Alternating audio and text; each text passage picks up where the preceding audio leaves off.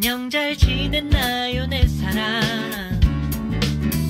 나보고 싶진 않나요. 네, 여러분 안녕하세요. 착 붙는 찹쌀떡 답안을 쓰는 서수령 특강의 정유빈입니다.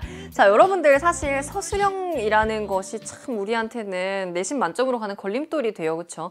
내신이 꽤 부담스러워. 사실 대입을 생각하면서 수시 이런 이야기들 정말 많이 듣는데 내신 관리 잘해라 라는 선배님의 말씀, 선생님의 말씀 많이 듣고 있죠. 그렇죠? 자, 근데 이 내신을 잘 관리하려고 공부를 열심히 해도요. 이 서수령은 내가 아는데 어떻게 써야 되는지 잘 모르겠고 나는 나름대로 열심히 썼는데 선생님이 원하시는 포인트랑은 뭔가 자꾸 엇나가는 것 같고 그렇다고 이걸 다 설명을 쓰자니 우리한테는 너무 머리 아프고 그쵸? 이런 서수령에 대한 고충들이 있습니다. 그래서 서수령을 포기해야 되겠다라고 생각을 혹시 하고 있나요?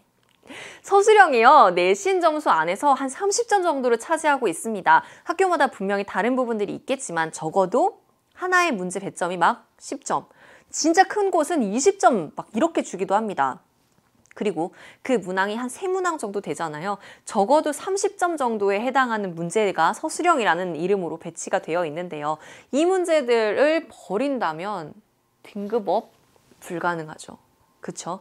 이거 버릴 문제 절대 아니고요. 나한테 감사합니다 하고 가져갈 문제들입니다. 지금부터 선생님이랑 같이 공부하면서 내신 점수 30점은 올리고 시작을 하도록 할 건데요. 자, 서수령에 관해서 여러분들이 오해하고 있는 점들이 진짜 많이 있는 것 같아요. 자, 이 놓칠 수 없는 서수령이 진짜 중요한 포인트들이 있습니다. 첫 번째, 방금 말한 대로 배점이 진짜 높아요.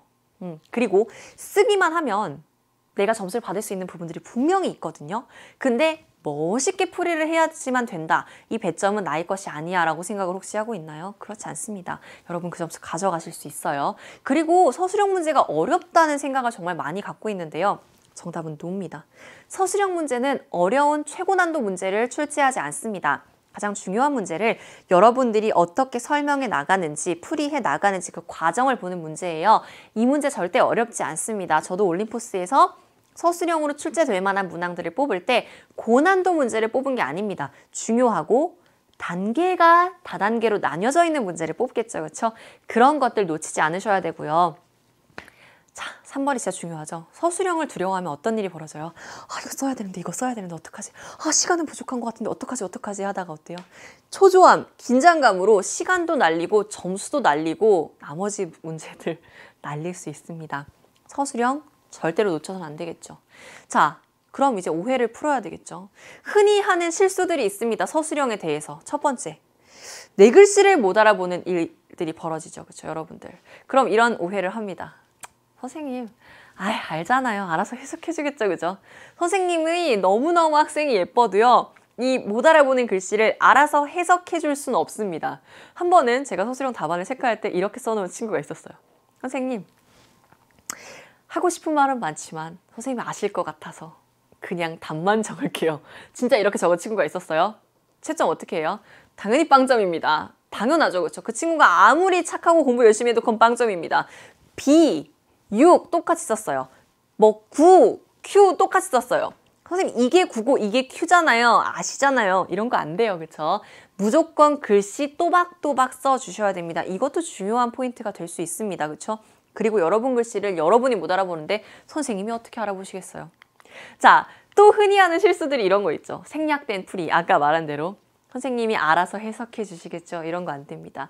중요한 포인트들 놓치지 않고 써야 되는데 그게 어렵습니다. 어느 포인트가 진짜 중요한지. A부터 Z까지 전부 다 써야 되나요? 그럴 필요는 없거든요. 시간을 아껴야 되니까. 꼭 써야 되는 풀이 알려드리도록 할 테니까요. 이런 실수 더 이상 없을 겁니다. 걱정하지 마세요. 자, 또 이런 실수를 많이 합니다. 기호 빠뜨리죠. 부호가 없어요. 그죠? 기호를 빠뜨리는 경우 생각보다 많죠. 우리 수열 파트에서 수열의 합부분이라면 시그마 어디부터 어디까지인데 그 어디부터 어디까지를 빼먹고 써버리면 점수 깎입니다. 그쵸? 이런 기호, 부호 체크 철저하게 하는 것들도 여러분 습관 길러드리도록 할게요. 또 이런 것들도 있습니다. 조건이 빠지죠. 이거 정말 세밀하게 볼 거예요. 왜냐하면 여러분이 혼자서 공부를 하면서는 어떤 조건이 진짜 들어가야 되는지를 잘 모를 수가 있습니다. 뭐 예를 들어서 지수함수 파트에서는 지수함수는 항상 0보다 크죠. a의 x제곱은 항상 0보다 커요. 이런 것들이 꼭 들어가야 되는 문제들이 있는데 선생님 그거 아시잖아요. 선생님 그 당연하잖아요. 뭐 그걸 꼭 써야 돼요. 여러분이 이렇게 생각할까 봐. 안 됩니다. 서술형에서는 당연하고 아시잖아요. 선생님 알아서 해석해 주세요. 이런 게 없습니다. 꼭 들어가야 되는 조건들이 무엇이 있는지 그게 진짜 헷갈렸을 텐데요. 문제 풀이하면서 그런 부분들 알려드릴 테니까 이런 조건들을 내가 좀 세밀하게 봐야 되겠구나. 세심하게 분석해야 되겠구나. 이런 것들 꼭꼭 챙겨가셨으면 좋겠습니다.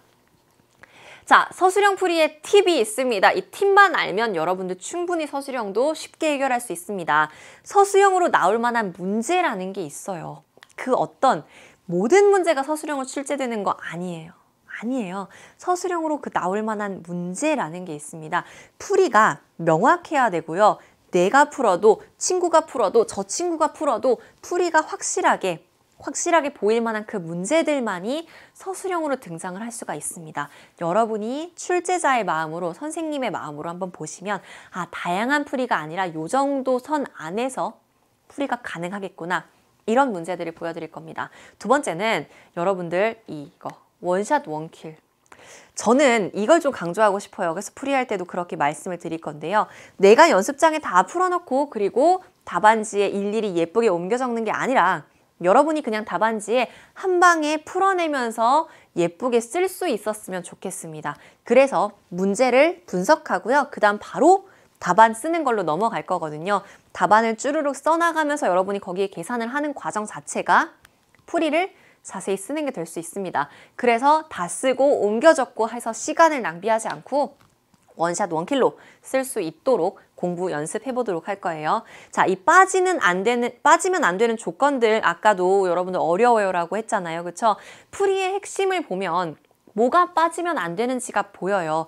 출제자의 마음을 여러분이 자꾸 분석을 하다 보면 어떤 조건을 여러분 넣고 싶은지가 보여요. 여러분이 빠뜨릴 만한 조건이 뭔지가 체크가 됩니다. 그렇다면 그 출제자의 마음으로 빠뜨릴 만한 조건을 선생님이 생각하셨다면 나는 그걸 채워주면 되겠죠? 그래서 이 풀이의 흐름을 보세요.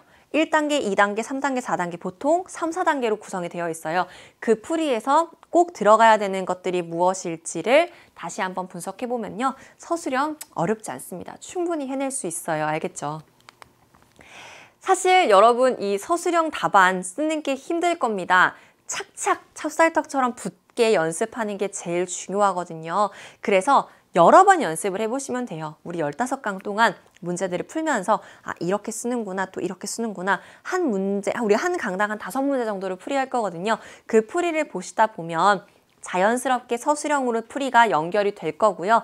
그런 풀이 연습을 평소에 다른 문제 풀이할 때에도 유지를 하다 보면요. 서술형이라고 따로 연습할 필요 없을 정도로 완벽해질 겁니다. 착착 붙도록 하는 찹쌀떡 같은 답안 쓸 거니까요. 15강 선생님이랑 열심히 한번 달려보도록 해요. 그렇다면 바로 1강으로 고고! 1강에서 만나요, 여러분. 안녕!